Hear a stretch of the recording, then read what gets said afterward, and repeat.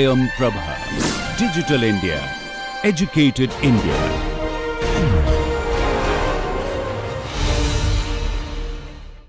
Let's see. So when you want to compare the strength of organic bases, then there are two things that you need to remember. Okay. So first thing is definitely the stability of the conjugate acid of a base. So how a conjugate base could be stable? There would be also different parameters. Okay. So one such parameter is availability of electron pairs. Okay, base means what? In terms of, let's say, Bronsted-Lowry theory, which can accept a proton, correct?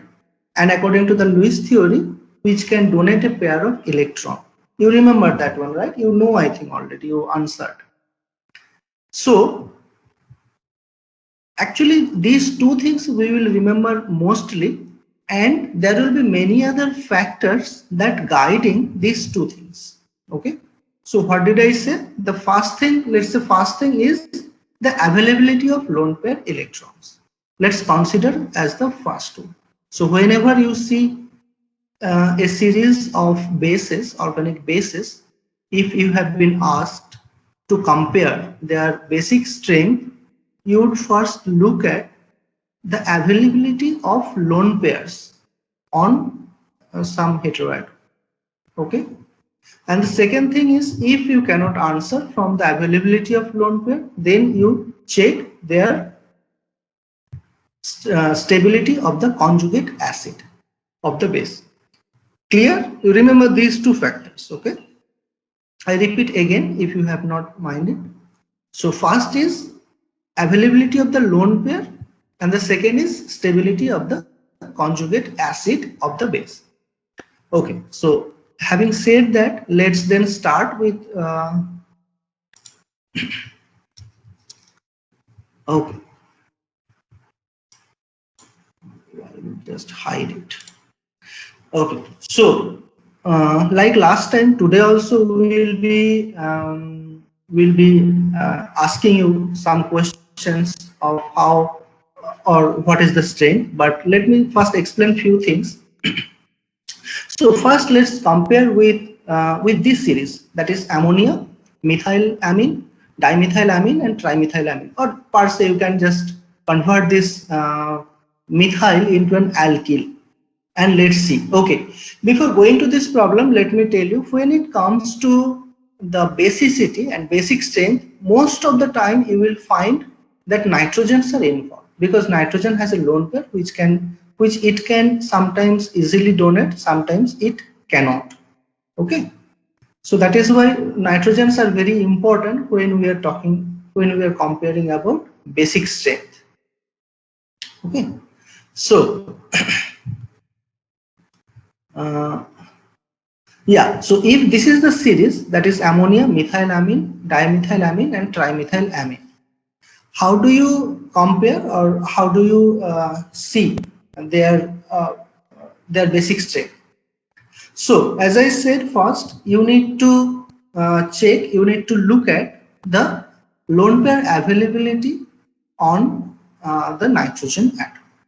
So now by seeing this compound, it may appear that the basic strength would increase from the left hand side to right hand side, because from left hand side, from ammonia, to right hand side, from trimethylamine, you are increasing the methyl moiety, and with increasing the methyl moiety, it will have a plus I effect, so it pushes the electron towards the nitrogen center, and that is why the nitrogen availability, the lone pair availability on the nitrogen increases.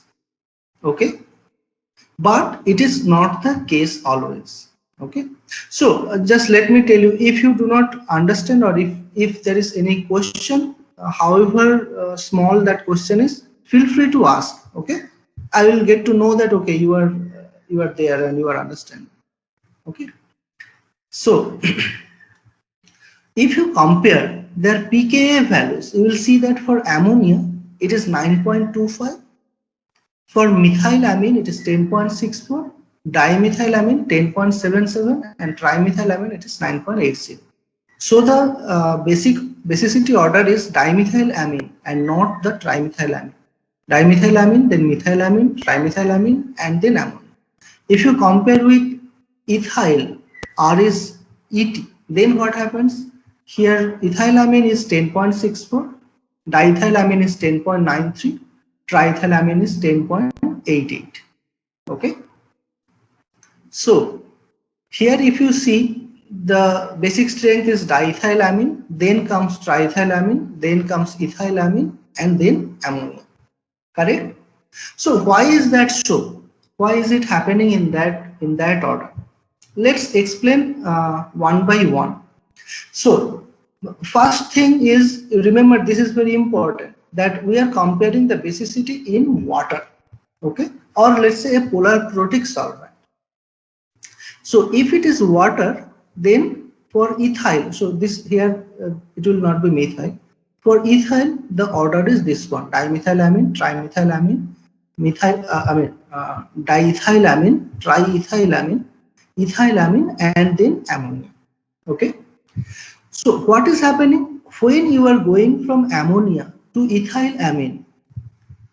For the increase of one, for the incorporation of one ethyl group, the plus I effect, because of the plus I effect of the ethyl group, the basicity increases because the lone pair availability on this nitrogen center increases.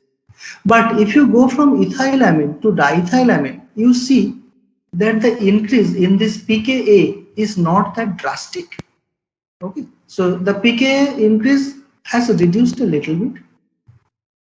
And from diethylamine to triethylamine, again the pKa in case of increasing, it actually decreases. So this can be explained based on the solvation effect. The solvation effect in triethylamine actually less than the solvation effect of the diethylamine. Let's see the next slide.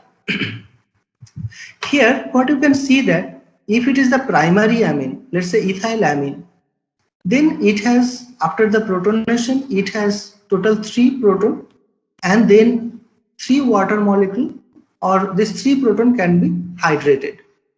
But when it is diethylamine, after the protonation, there are only 2 protons which could be hydrated in water medium. But if you see for the triethylamine, then this there is only 1 proton after protonation which could be hydrated. So here the hydration energy actually decreases quite much compared to the diethylamine and triethylamine. So then here actually 2 factors plays the role. If you just compare the basic strength based on the inductive effect or the lone pair availability, then this would be the sequence, that is triethylamine, then diethylamine, ethylamine, and ammonia. But if you compare the hydration effect, then this would be the series would be totally opposite, right? First will be ammonia, then ethylamine, diethylamine, and triethylamine. But then in reality, it is the mixture of the two. There will be the net effect of these two series would now appear to be diethylamine, then triethylamine, ethylamine, and ammonia. That is in water. Okay. But if you check this basic strength in polar aprotic solvent where there is no solvation involved, then what will happen? So this second effect, the hydration stabilization effect, is totally absent. Then your basic strength is based on your inductive effect. And that is why for butyl group, it is observed that first tributylamine, then dibutylamine, and then butylamine. Okay, that is the order in polar aprotic solvent. But again, if you check the same thing in water, then what happens? First you get the dibutylamine, then you get the butylamine, and then you get the tributylamine. One thing have you noticed here, that when you are checking for methyl, first is dimethylamine, then comes methylamine, then comes trimethylamine. Okay, but for ethyl, first is ethylamine, then comes triethylamine, then comes ethylamine. So it is little bit less. This series again gets reversed, again gets little bit opposite when you go to butyl series, right? So here first dibutylamine, then not tributyl but butylamine. So this happens because here again with increasing the long chain, your hydration effect decreases drastically. So when you are going from butylamine to dibutylamine, your pK increases because your butyl group increases the lone pair availability. Although the hydration energy is still there because there are two hydrogens available after protonation. But for tributylamine, because of the 3-butyl group, the hydration stabilization energy further decreases because alkyl groups are hydrophobic in nature. So they don't like to be hydrated more. Got it? Any question you can ask me, okay? Freely you can ask. Okay. Yeah. Sir, in case of methyl, why has the order changed? Why is it not the same as that in ethyl? Yeah, so in case of ethyl, actually you see the electron donating effect is a bit more compared to methyl. Okay, so from here to here, actually this effect increases, but not that drastically. But when coming from here to here, the stabilization effect again decreases because of the hydration energy. But for ethyl, if you see, the donating effect is a bit more than methyl. Okay, and that is why this increase is kind of better than in case of methyl. But when you go to the butyl, the plus I effect is more, but again the hydration energy, the hydration effect decreases because the butyl chains are again not accepted in water very much. Okay. Yes, sir. Okay, so then let's come to this problem. So we'll solve few problems. I think some of you know some of the problems answers, and some of you can guess how the answer will be. So any answer from you? We have a methylamine, then we have a CH3CONH2, and then this is phthalimide. Okay, which one would be more acidic, do you think? Sorry, more basic.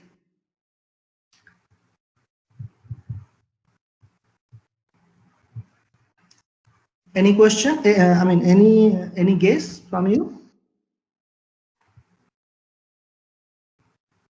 Okay, if not, then I will answer this one. So if you see these three compounds, then first we will consider the lone pair availability. As I said, that we will first compare the lone pair availability. If we cannot answer from that, we will talk about the stability of the conjugate acid.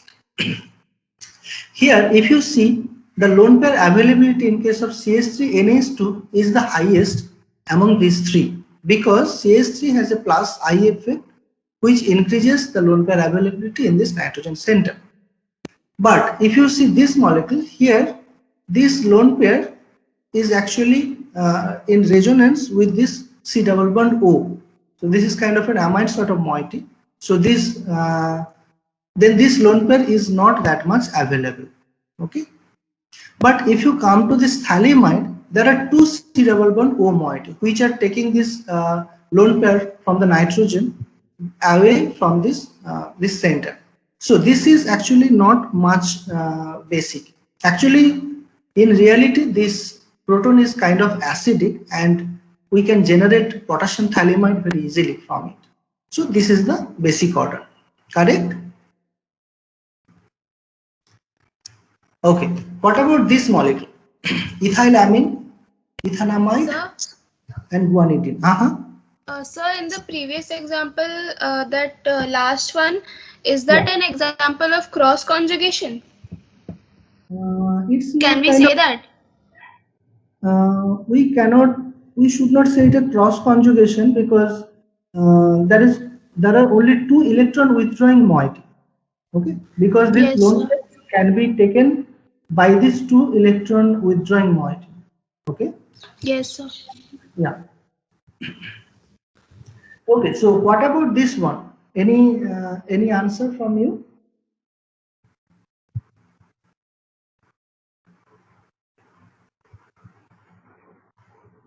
What do you think? Which one will be more basic in the last two? First one anyway do not have a resonance effect. Okay, so in this case, if you see again, we will see mainly the lone pair availability. In this case, you have only plus I effect involved, but in this case, even if it is resonance stabilized in both the cases, after taking a proton, so in the resonance wise, you cannot explain it very much because it has the resonance effect. Okay, so you can also talk about stability of the conjugate acid. Now, if you protonate one of these, what will happen? So if you protonate, then one of them will be protonated, and then this lone pair is there, it will be in conjugation. So this conjugate acid will be very much stabilized, and it has two canonical structures. But if you take this compound and if you protonate, I mean this molecule is resonance stabilized in its neutral form, and also if you protonate, then this is protonated, this will be stabilized again by the lone pair of these two NH2 group. So it also has three canonical structures and equivalent. Okay, so because of that, this molecule after taking up a proton is highly stabilized than this molecule, okay, compared to the ethylamine. So this guanidine is actually a very strong base, okay, compared to ethanamide and compared to ethylamine. Okay, is it clear? Okay, let's go to the next problem. So this one I think you can easily answer. This is aniline, then ammonia, then cyclohexylamine. This is a bit easier for you. So if you go from ammonia to cyclohexylamine, which one is more basic? Ammonia or cyclohexylamine? Cyclohexylamine. Of course, right? Because you have a plus I effect there. But now if you compare aniline and cyclohexylamine, which one will be more basic? Cyclohexylamine. Yeah, this will be more basic. But then why this is not? This will come a little bit later in an extensive way. So let's see what will happen in this case. So the lone pair in NH2 can be in resonance or can be in conjugation with the phenyl ring. Okay, if it gives the electron, then this NH2 will become plus, and then it can have a three different resonating structures. So this lone pair availability at this nitrogen center actually decreases quite much because of the resonance. Because also this is an sp2 center. This carbon is an sp2 center. sp2 center is a bit more electronegative than an sp3 center here. So while it gives plus I effect, this center is actually gives minus I effect. Okay, so it has a minus I and minus R effect compared to this one, and mainly it is the resonance effect. Okay, forget about minus I effect, only consider the resonance effect compared to minus R effect, and that is why this lone pair will be withdrawn towards the ring to form these three canonical structures, and that is why this one is more basic than ammonia and then this one. Okay. Okay, this is actually very straightforward. Aniline, diphenylamine and triphenylamine. This is very easy. So what is the answer? 1, 2, So aniline will be the 1, 2, 3. 1, 2, 3. 3 is triphenylamine. So 3 is more basic or less basic? Less basic. Less basic, yes. Because the more amount of benzene you are adding, it is actually this lone pair is more and more in conjugation with this aromatic system. So the basicity actually decreases, and this triphenylamine appears not to be a base at all. Okay. Okay. What about this one? Aniline, orthonitroaniline, metanitroaniline, and paranitroaniline. This answer again would come from the previous example that I give: aniline, ammonia, and cyclohexylamine. So this is a little bit tricky, but I think you can answer it. You know it, I think. So aniline will be the most, followed Okay. by C, then D, then B. D then B. Yes, absolutely, it is correct. So aniline would be the most basic, followed by metanitro, because you can answer this by this resonating structure. So if it is aniline, if this lone pair electron is given to the ring, please understand this one a little bit carefully, because this is very important also. You will find it later. Okay. So it has two steps to understand. First is the lone pair availability. If this lone pair is given to this ring, then you have a negative charge at this ortho position, this para position, and this ortho position. Okay, so this is the first thing, lone pair availability. Second thing is the electron withdrawing ability of the substituent.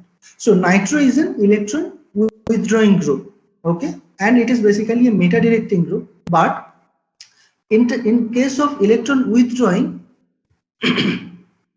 you see that if it is in ortho position, if the negative charge is there, it will withdraw the electron. So at ortho position, it can withdraw the electron. At meta position also it can withdraw the electron, but this electron density is not there in the meta position. In para position it can withdraw, but in meta position there is no negative charge. So at meta position it cannot withdraw the electron pair. Okay, so that means the electron availability as at these two nitrogen center is more when it is nitro group. Correct? You got it? So that is why this one will be more basic, because here the nitro group, the lone pair availability is more. Then now compared to ortho and para, what happens? In this case, it is only minus R effect. Okay, because this negative charge is there and NO2 can withdraw. So only minus R effect is actually operation. But when it is in ortho position, here it is minus R effect plus minus I effect. Both effect can operate here. Okay, so that is why your first is your meta, then your para, and then your ortho. Okay, let's go next one. What about this one? So you can compare only this last three. This is also, I think, easy now.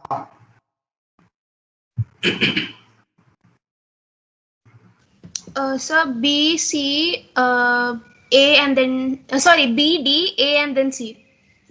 B, A, and so in No, this no. three. B, then D, then A, and then C. B, then B, D, C, A. B, D, C, A.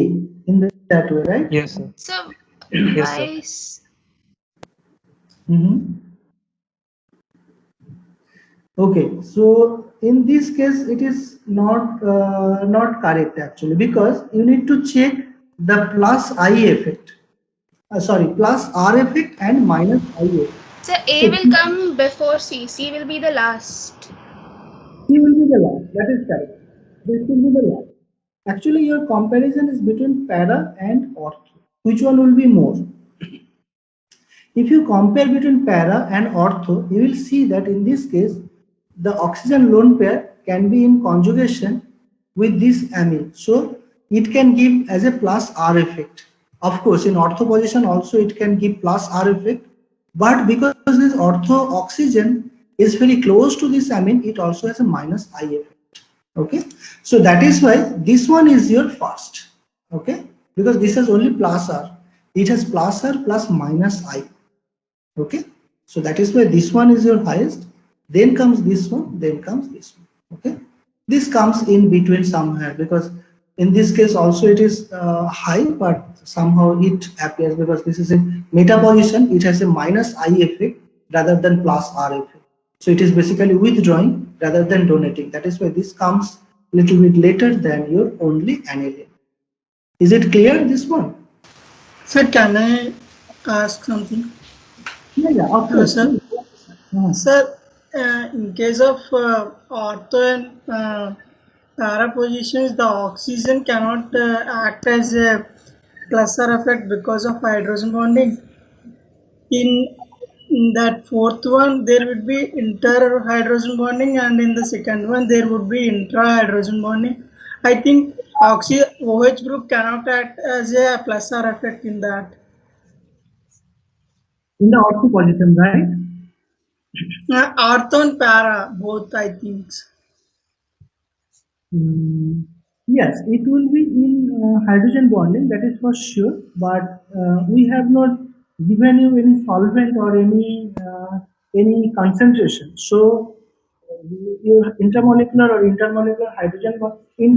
hydrogen bonding mainly depends on that kind of factors. Okay, so we are talking about purely in terms of, let's say, inductive or mesomeric effect in this case. Okay, not the solvent effect or not the concentration effect. You are correct. So this can form intermolecular hydrogen bonding and this can form intramolecular. But if you see here, so the hydrogen, nitrogen, this carbon and oxygen, this is only a 5-member. Okay. So because of this 5-member, this intramolecular hydrogen bonding is not that very strong. Correct? Similarly in this case also. So you do not know whether what is the concentration, or what is the solvent, what is the solvation. So that is why we would generally not think about the solvation in this case unless and until it is mentioned. Okay, so we will purely consider the electronic effects. Okay, so because this is in ortho position, this oxygen will have a minus I effect, and also because it has two pair of electrons, two lone pairs, it is possible to give in the plus R effect. In this case also it is the same. It has the two lone pair which can possibly be given. Okay, how much extent is different issue, but there is a possibility, and that is why what the pKa, observed pKa appears to be 5.30, which is slightly more than 4.72. Correct? Is it okay now? Yes, sir, okay. Okay, yeah. Okay, this example is really important, and you will find in many places that this question has been given. What is the question? So this one is 1 and this one is 2. The question is that 1 is 40,000 times stronger than 2. Explain. That is the question generally comes. Okay. So I think you can guess what would be the answer. So anybody wants to answer? So first is more like stronger than 2 because in first, due to hindrance effect, the plane of nitrogen, dimethyl nitrogen will change. So the Okay. lone pairs will not go into the conjugation with the ring. Absolutely, yeah. Yeah. So this is actually the correct answer because there is a very strong steric interaction between methyl and the nitrogen NO2 group, the oxygen group. So this methyl and this NO2 cannot stay in the same plane. So this will now rotate, twist as compared to the benzene ring. When it twists, the lone pair that is present in this nitrogen, the p orbital, are no longer parallel to this benzene ring's p orbital. Okay, and because of that, those two p orbital now cannot match. If it cannot match, then this lone pair of electrons cannot be given into this ring system. So even if there are 3 nitro groups, actually they cannot withdraw the electron from this lone pair. So this lone pair availability is much more than in this case. So that is why this is a much stronger base. Okay, we considered this one. Let's consider this one. What happens in this case? Here these hydrogens are very small in size as compared to methyl, which does not give much of a steric hindrance with this nitro group. This is the first thing, and that is why this lone pair can be easily donated to this ring. Second thing is that Once this is donated, this is a positive charge, and these two nitrogen can actually form intramolecular hydrogen bonding with the nitro groups. So the points that we said is already written here. You can look at it. And the second point is, as I said, after giving this lone pair, this is a positive charge. So this hydrogen becomes little bit acidic in nature, and then they can form the intramolecular hydrogen bonding with this nitro. Okay. So this is 1, 2, 3, 4, 5, 6. This is a 6-membered intramolecular hydrogen bonding, which is very strong, which is very stable. Because of this, and that is present in both the sides. Because of this hydrogen bonding, this moiety would like to remain. This hydrogen bonding would make this to be parallel to this benzene ring. So this lone pair donating ability is actually enhanced further, and that is why this lone pair would like to come into the ring system. Okay, so the lone pair availability is very, very less in this case. So that is why this is a poor base and the former is a stronger base. Correct? Okay, let's see the next example. This one. This is very straightforward. So which one is more stronger base?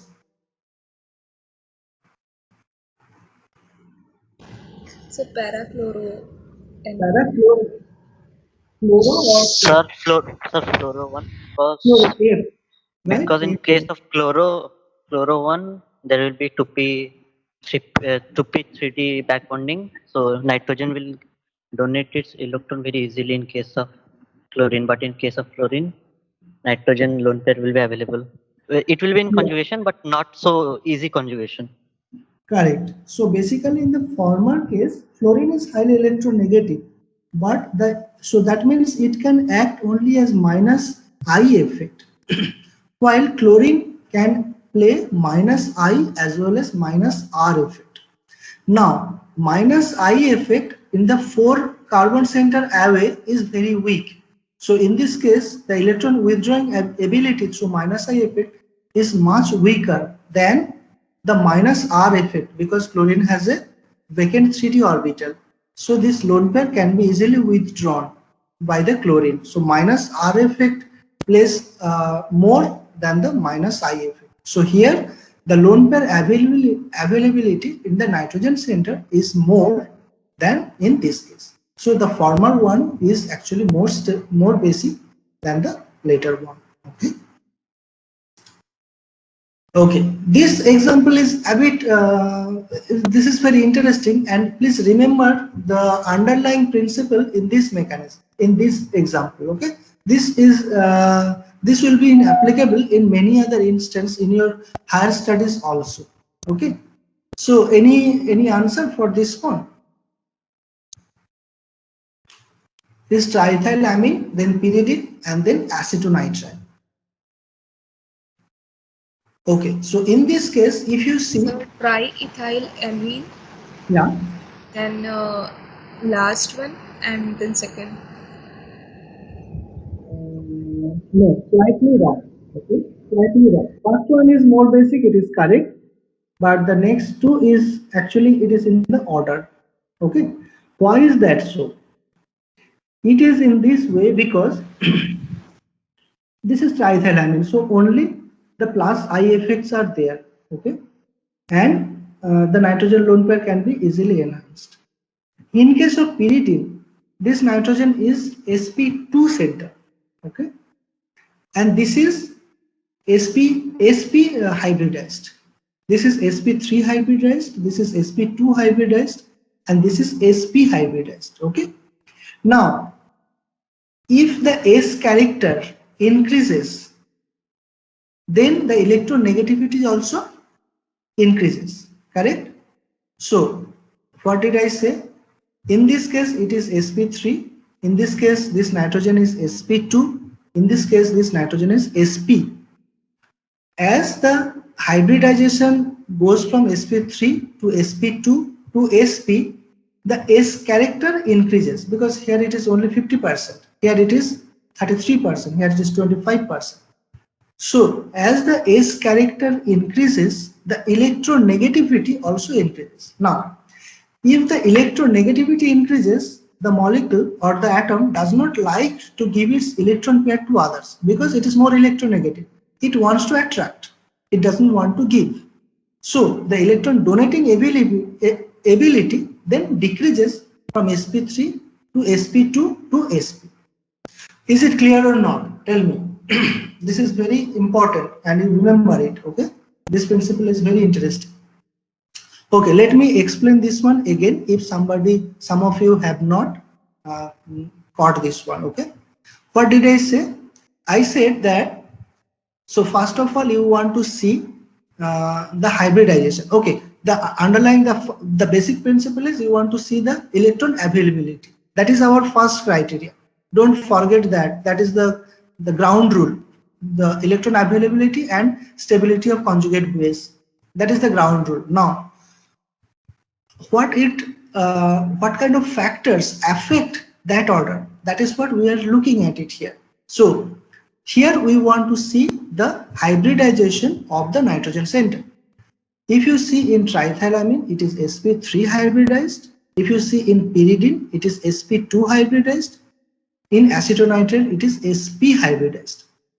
When we go from sp3 to sp2 to sp, its S character increases because here it is just S and P, so 50-50, 50%. Here it is almost 33%.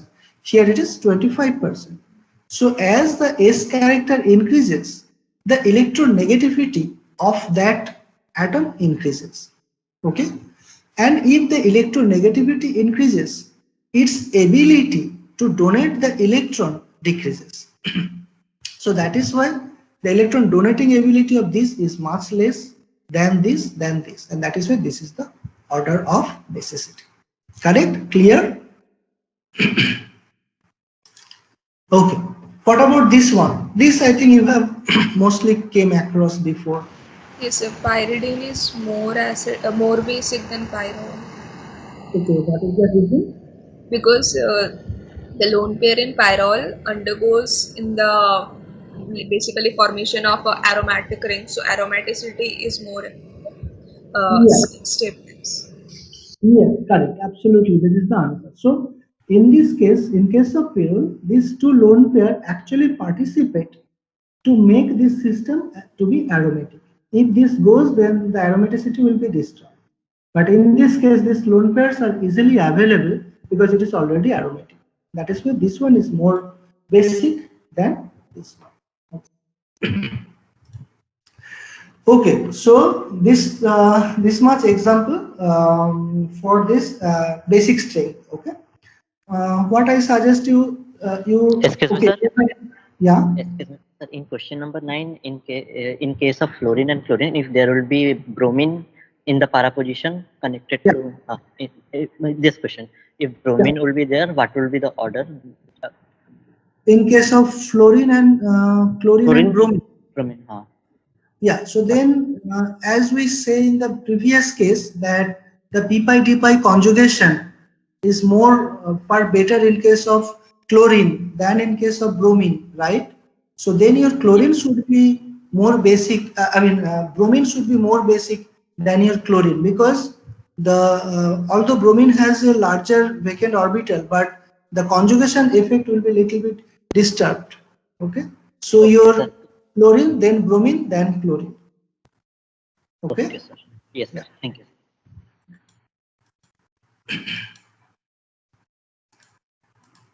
Okay, so practice then these examples. So in these examples, through these examples, we have discussed many different parameters, okay, which would affect either the electron availability in case of bases or the stability of the conjugate base in case of the acids. So we discussed many factors, and now you can practice many other examples taken from other books or other materials that can be available somewhere else.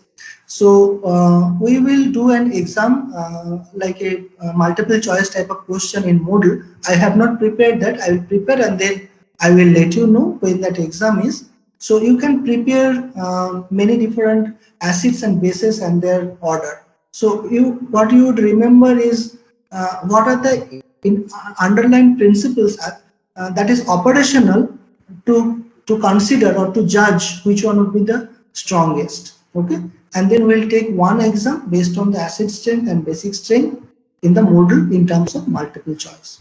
Correct? Okay, that is fine. Now, do you want a small break or I can continue further?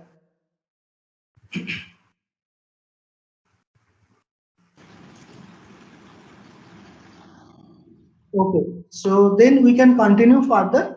This is also not much, but this is the next topic that we want to start. This is electrophilic and nucleophilic substitutions in aromatic systems. Okay, this also you have studied already in your previous studies, but here we will go little bit in deep, like the acid-base case. Okay. So to start with, we will do the electrophilic substitution first, and then after finishing the electrophilic substitution, we'll go to the nucleophilic one. Okay. So when we are talking about electrophilic substitution to aromatic systems, mainly the benzene ring or the substituted benzene ring comes into the picture. Okay. Now, if it is electrophilic substitution, that means what? The benzene ring acts as a nucleophile. It has to have the electron density, which can be given to an incoming electrophile. This much is correct, right? You have understood. So what we are talking about? We are talking about the benzene ring, which has high electron density. If you see the benzene ring, it has total 6 pi electrons. Okay, and they are kind of in resonance. So you have an electron cloud in both the face of the benzene ring plane. These are the pi electrons. And now, if an electrophile comes in the vicinity of these pi electrons, there will be a donor acceptor sort of complex, which is called the pi complex. Okay, so this lone pair of electrons, this electron cloud would like to donate its electron to the electron deficient species or the electrophiles. A classical example is this is when you take mesitylene and you take picric acid, they will immediately form some sort of a conjugation, some sort of a complex formation. And these complex formations are called pi complex or the charge transfer complex. Okay, this is clear, right? There are another sort of complex formation can happen, and that is called a sigma complex, and that is available here. When, so this is not delta, this would be sigma. Okay, correct this one. So, so here also, let's say we take DCl or maybe HCl you take, and then you add a Lewis acid like AlCl3. Then what happened? The moment you added this AlCl3, the nature of the complex, which was initially pi complex, now turned into a sigma complex in presence of this Lewis acid aluminium chloride. Okay. So it basically forms this kind of I would say intermediate, or you can say transition state, and then this negative charge takes up this proton and form this product. Okay. The main interesting part is this sigma complex. So how do we know that in one case it is forming pi complex, in another case it is forming sigma complex? Okay, this can be easily observed if we look at this example. So let's say we take toluene and then we take HCl.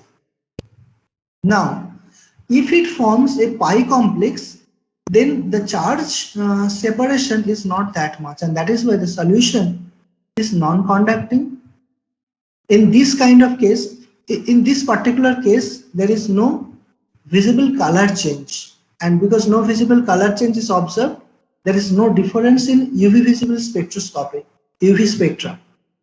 Okay, but if this aluminum chloride is added in the same mixture, then suddenly a sigma complex is formed either in the ortho or in the para, and because there is a charge separation, the charge species has formed in the reaction medium, the solution is now electrically conductive.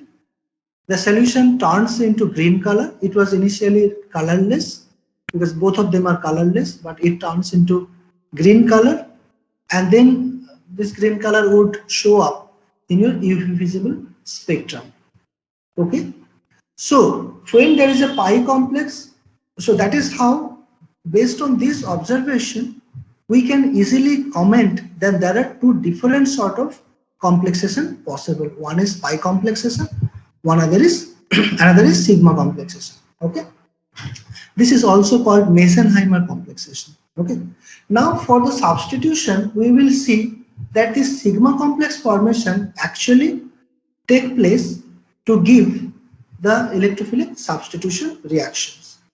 Okay, there are many different examples, but before that, so the sigma complex formation, although it appears that if the sigma complex forms, the aromaticity is getting hampered in the beginning. It may appear that because the aromaticity is getting hampered, that the sigma complex may not be very stable compared to the pi complex.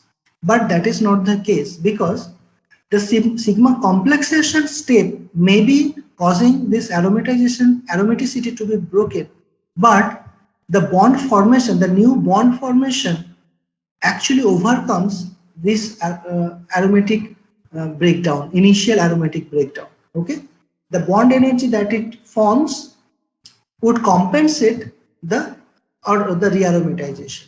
Okay, so that is why this sigma complex formation is actually energetically possible. Okay, now there are various electrophilic substitution reactions available. Nitration is one of the classical example of it. We will also cover like bromination, halogenation, sulfonation, acylation, and many other. But let's start with nitration.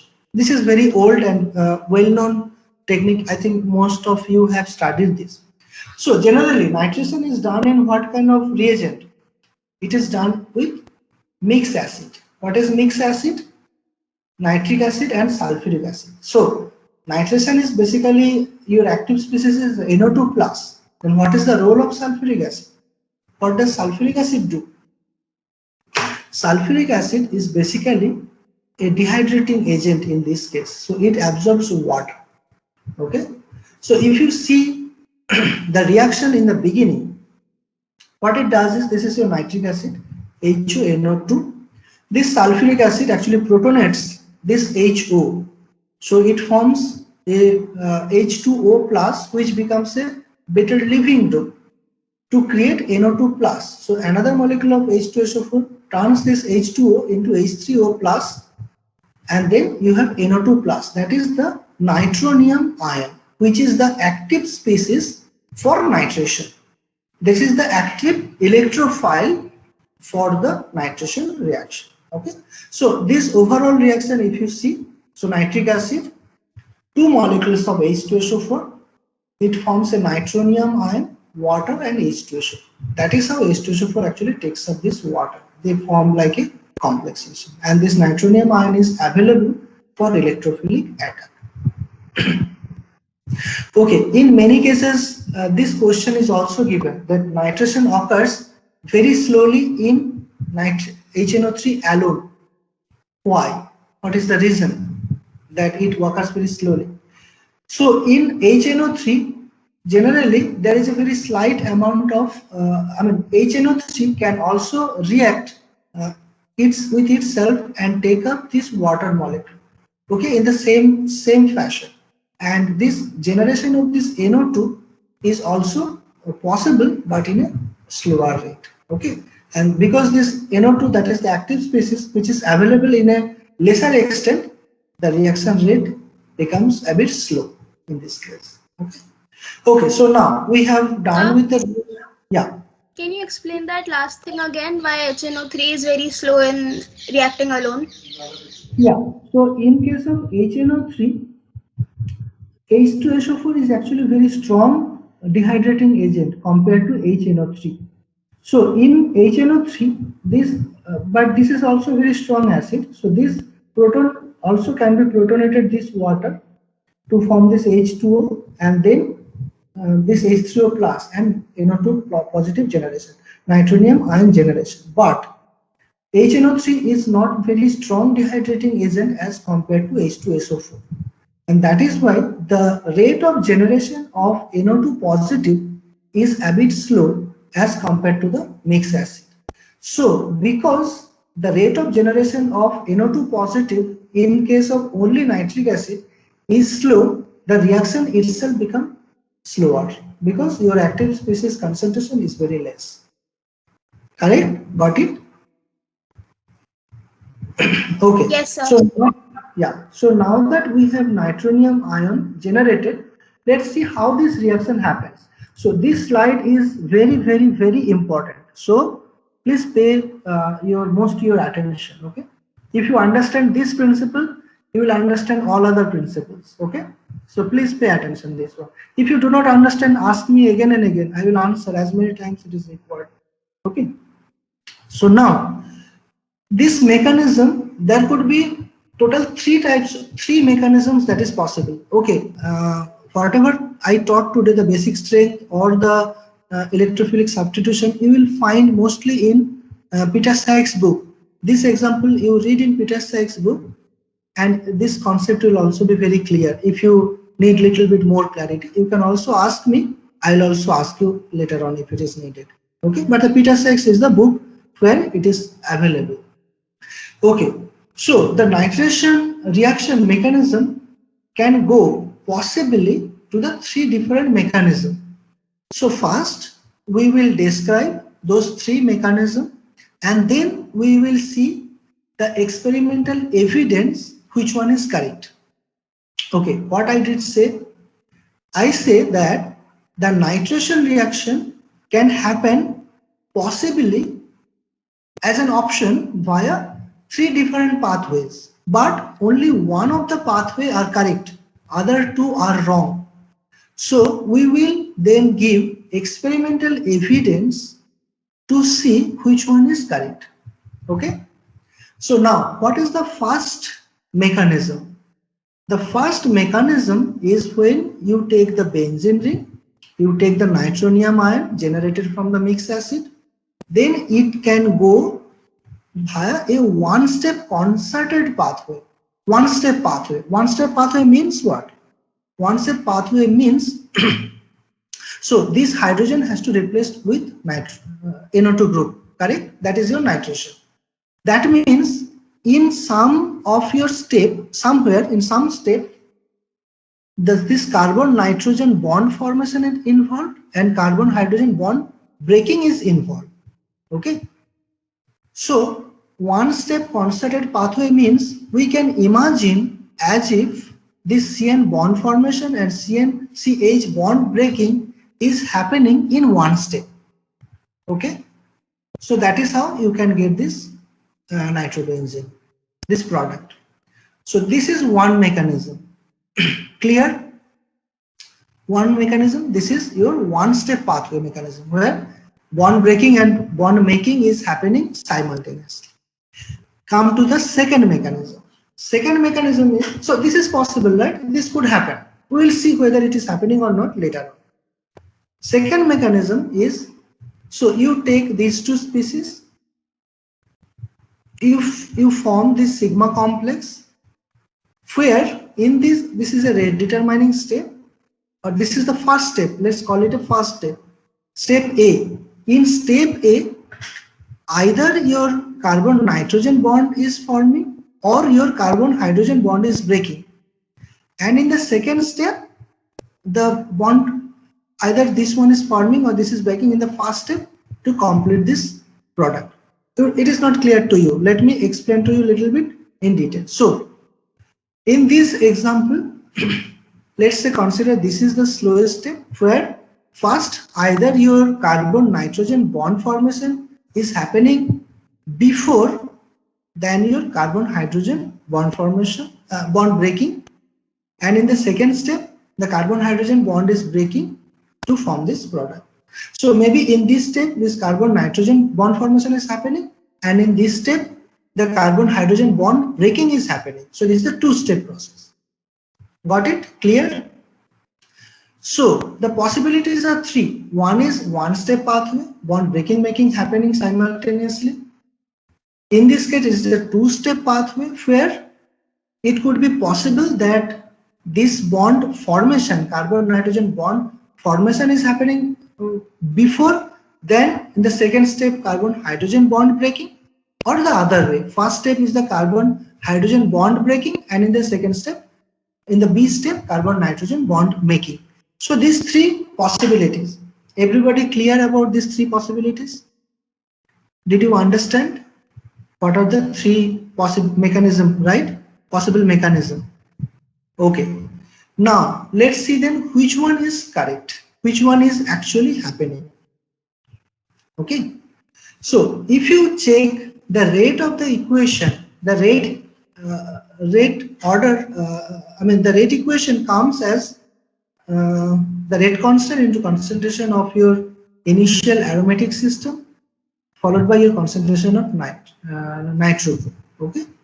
So then it comes as a second order, which could be true in both the cases. Okay. In this case also it could be true. In this case also it could be true.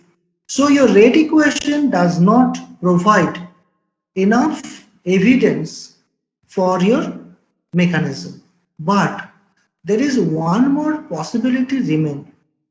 If this carbon-hydrogen bond is breaking in the rate determining step, then how do you generally prove it?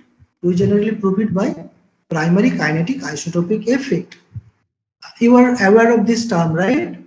You have learned this term. Okay, so what this primary kinetic isotope effect shows?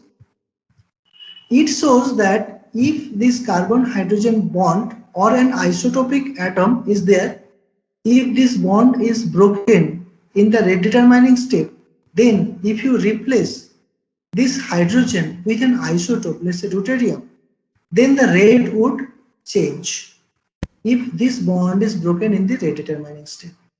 But their experiment with primary kinetic isotope effect taking C6D6 instead of C6H6 shows that Kh by Kd, the rate constant Kh by Kd is equal to 1. So the rate does not change. This means what? What does it indicate? This indicates that this carbon-hydrogen bond breaking is not involved in the rate determining step. Is it clear or not? What did I say?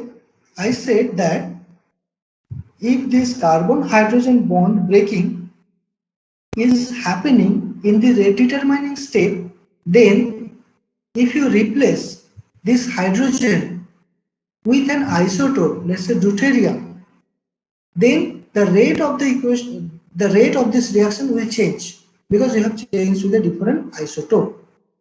But their experiment shows that if you take C6D6 instead of C6H6, the rate Kh by Kd is equal to 1. So that means Kh is equal to Kd. The rate does not change. That means CH bond breaking is not involved in the rate determining step. Okay?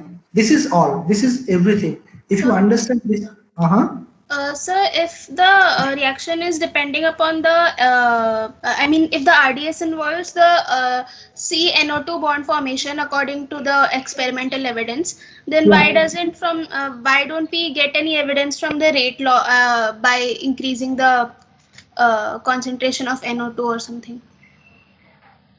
Yeah, that experiment can be done. Okay, that experiment can be done. But isotope effect is generally very straightforward way to prove a reaction. Okay, that can also be done. If you, because this bond formation is involved in the rate determining step. If the concentration of NO2 increases, then the rate will also increase. You are absolutely correct. You are absolutely correct. Okay, but we can, there is another reason why we are talking about isotope effect, okay? Because we have another mechanism involved. So what did we say? We say that, so this CH bond breaking is not involved in the rate determining step because our kinetic isotope effect is it shows that Kh by Kd is equal to 1. That means CH bond breaking is not involved in the redetermining step. So that also means that this is not a one-step pathway either. Because if it is one-step pathway, this CH bond breaking is involved in the redetermining step. But this is not the case as we have seen from here. So this mechanism is also ruled out. So this mechanism is also not the possibility. Okay. So from this one experimental evidence, we are rejecting this one-step pathway. We are rejecting the pathway that CH bond breaking is happening in the redetermining step. Is it clear now? Yes, sir. Yeah. Okay. Correct. So now then we are left with only one possibility. What is that possibility? That is, we are taking this benzene ring, we are taking this nitronium ion. In the redetermining step, first this carbon nitrogen bond is forming, which is the sigma complex or the Wheeler intermediate. And then in the second step, which is the first step, there the CH bond is breaking, so that we are getting this product. Okay. So this is all. If you have understood this part, you will understand all other mechanisms because they are kind of similar. If you have not understood, please ask me again and again. Don't hesitate. Ask me again. Okay, I will answer it. Okay, you can also answer me, ask me in the later stage, in the later class also. Then also I can answer you again if you did not understand. Okay. Okay. So now these things we already said that mechanism 1 and the possibility in step B is we have ruled out is not the redetermining step. That is where the sigma complex forms, where this nitration, the CN bond is forming first and then CH bond is broken in the second step. Okay, what would be its energy profile diagram? This is also a bit important. Many times in the question it is asked that draw the energy profile diagram of that particular reaction. So in this case, you take the starting material because the first step is redetermining step. This is your redetermining step. Means is the slowest step. That means the energy, activation energy is higher. So that is why you would draw a high activation energy. Please understand this part. It is not just like that. I have seen from my last batch, I have asked this question that in the exam, that draw energy profile diagram. They just arbitrarily draw some diagram which makes which does not mean anything. It's not like that. Okay, it makes it is connected with your reactions profile. If you understand how it is being drawn, you can draw it without any problem. So please understand. Okay. So you have taken your starting material. The first step is your redetermining step, as we have established from here. If this is the redetermining step, that means it is the slowest step. Slow step means what? You have a higher activation energy. So that means your activation energy would be high. Okay, so that is why you would draw it like this. And then in the second step is the first step. That means the activation energy is less. So in this case, this is a bit less, smaller. So this is your transition state 2, this is your transition state 1. And then you get the product, which is a bit more stable than the starting material. This is how your energy profile diagram would look like. Okay. Okay, sir. Yeah. Sir, in the second part, in the energy profile for the transition state 2, what is the activation energy? The activation energy is the arrow part which you have drawn, or the activation energy will be taken from the reactant till the transition state 2? So basically, you have said it actually. So this is your transition, this is your intermediate, that is the sigma complex. Activation energy is required for this sigma complex to cross the barrier. Correct? That is your activation energy. In this case, your activation energy is for the starting material to form the sigma complex, and this is the barrier you need to cross. So from here it has to come up to here. Then you form this sigma complex. Now this sigma complex has to come up to this part, this much energy, that is the energy of the transition state 2, to form the product. So your activation energy will come from here to here and not from here to here. That is your question, right? Yes, sir. Okay. Okay, so I hope you understood this part. Now let's come to one problem. I think this is the last one. We are almost done with this class. Okay, so the question usually comes that phenol can be easily nitrated by dilute nitric acid but not by concentrated nitric acid. You will find this problem in Peter Sachs books also. So the question is, phenol can be easily nitrated by dilute nitric acid but not by concentrated nitric acid or by mixed acid. Why? So the answer is, if it is concentrated nitric acid or the mixed acid, these are also highly good oxidizing agent. Phenol is already a highly electron rich system. Okay, because it is highly electron rich system, in presence of this mixed acid or concentrated nitric acid, either the ring oxidation or the the excessive nitration can take place. Okay, in case of just you want maybe the mononitro, but it will eventually lead to trinitro, or maybe the ring oxidation would take place. Okay, so that is why dilute nitric acid can be taken. Now, how this dilute nitric acid is allowing this phenol to be nitrated? The mechanism is slightly different from the mechanism that we have explained before. So, in dilute nitric acid, a small amount of nitrous acid is generally present, HNO2. Now, this HNO2 actually forms nitrosonium ion, because HNO3, if you write it in a separate way, it is HONO2 and HO single bond NO2. But in case of HNO2, it is HONO. Then after protonation, if the water leaves, you will end up with just NO plus, which is a nitrosonium ion.